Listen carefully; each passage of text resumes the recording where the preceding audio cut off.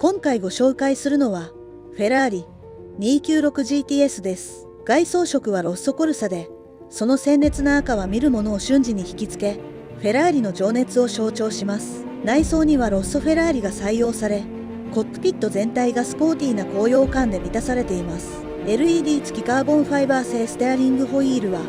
視覚的な魅力と優れた操作性で、運転の喜びを深めます。20インチクローム仕上げ単造ホイールが足元を飾り、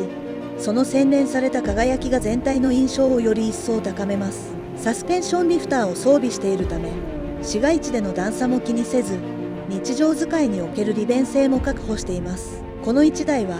先進技術と美しいデザインが見事に融合し、乗るたびに新たな喜びと興奮をもたらすことでしょう。